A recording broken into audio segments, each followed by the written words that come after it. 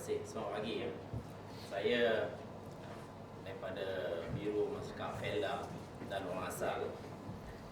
Di sini kita telah draft beberapa perkara penting, iaitu berkenaan dengan manifesto Pakatan Rakyat. Sekiranya Pakatan Rakyat dapat mengambil alih Putrajaya, dan manifesto ini sebenarnya telah dibincang dengan beberapa NGO dan juga badan-badan orang asal dan juga masyarakat orang asli, dan pada dasarnya ramai yang bersetuju.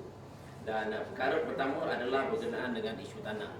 Isu tanah ini merupakan satu perkara yang penting dan menjadi perhatian, dan juga amat menggosarkan masyarakat orang asli, orang asal. Yang pertama, sekiranya kita mengambil alih Putrajaya, apa jaminan kita? Kita mahu pengiktirafan wilayah tanah adat dan tanah orang asal melalui penguartaan kekal dan hak milik kekal. Yang keduanya, kita mahu menggazetkan tanah adat orang asal menurut peta komuniti penduduk orang asli, iaitu yang diukur melalui GPS. Yang ketiga, akan memberhentikan dan juga membatalkan lesen-lesen dan segala pencerobohan tanah adat orang asal. Yang keempat, menarik balik dan menyerahkan kembali tanah-tanah yang terlibat dengan skim tanam semula, iaitu TSK, kepada pemilik yang asal. Yang kelima, akan membatalkan semua reserve-reserve yang bertindih dengan tanah wilayah adat orang asal. Itu berkenaan dengan tajuk tanah. Dan di dalam politik, di mana kita akan mengiktiraf hak orang asli sedunia menurut Deklarasi Pertubuhan Bangsa-Bangsa Bersatu berkenaan dengan hak orang asal, iaitu UNP. Dan kedua, menyusun semula peranan Jaguar supaya ia benar-benar dapat membantu, menjaga dan melindungi kepentingan orang asal. Nombor tiga, menambah jawatan senator di kalangan orang asal seiring dengan perubahan masa dan ekonomi yang semakin mencabar. Nombor empat, memperuntukkan jawatan di dalam Dewan Rakyat bagi menyuarakan suara hati, bagi melibatkan orang asal untuk bersama-sama memacu pertubuhan negara Malaysia.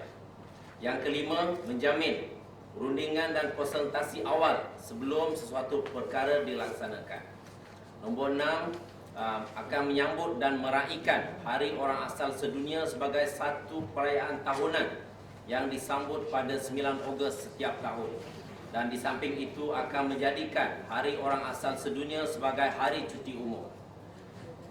Yang ke-8, mengiktiraf orang asal semenanjung Malaysia dalam warta kerajaan dan umum, bukannya dipanggil sebagai bangsa-bangsa lain. Kita mahu meningkatkan jumlah staf dari masyarakat orang asal yang bekerja dengan JPA, khususnya di dalam Jaguar, Hospital Orang Asli Gombak dan pusat-pusat kesihatan negeri. Dan juga kita akan penambahan golongan pentadbir dan pembuat dasar akan diberi keutamaan ke dalam kementerian dan jabatan yang berkaitan dengan hal ehwal orang asal. Ini tidak kurang daripada 70% orang asal mesti diberikan di dalam jabatan-jabatan yang berkaitan dengan hal ehwal orang asal. Ini bertepatan dengan satu kelulusan yang telah dipersetujui di dalam Konvensyen Tanah dan Akta Orang Asli Semenanjung Malaysia Peringkat Kebangsaan 2010, Anjuran Persatuan Siswazah Orang Asli Semenanjung Malaysia.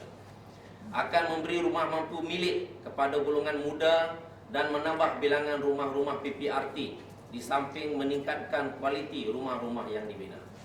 Di mana pelantikan batin juga adalah bidang kuasa mutlak orang asal, yang di mana pada ketika ini ia telah dipengaruhi oleh Jaguar.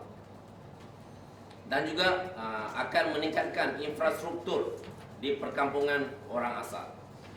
Dan akhir sekali, akan membina pusat kebudayaan di pusat bandar seperti Kuala Lumpur untuk bertujuan untuk mempromosi budaya dan adat resam orang asal, di samping dapat menarik pelancong dalam dan luar negara.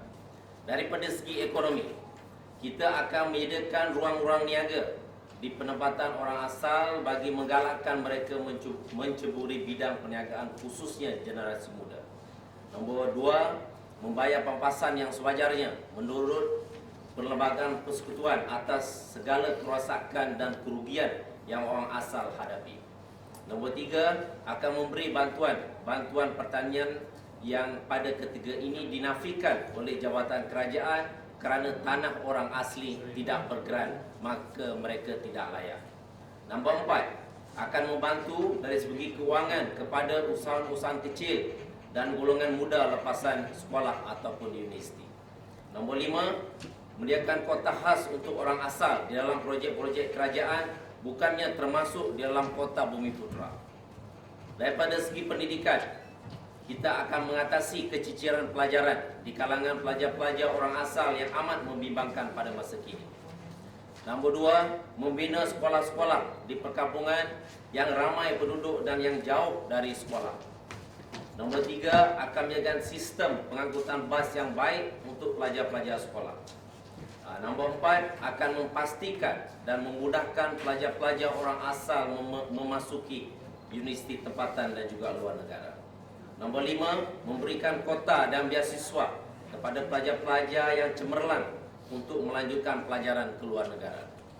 Daripada segi kesihatan, di mana akan menghidupkan kembali klinik-klinik kesihatan di tempatan orang asli yang telah banyak ditutup pada ketika ini. Dan juga akan melakukan pemeriksaan kesihatan secara berkala ke kampung-kampung melalui kemudahan klinik-klinik bergerak.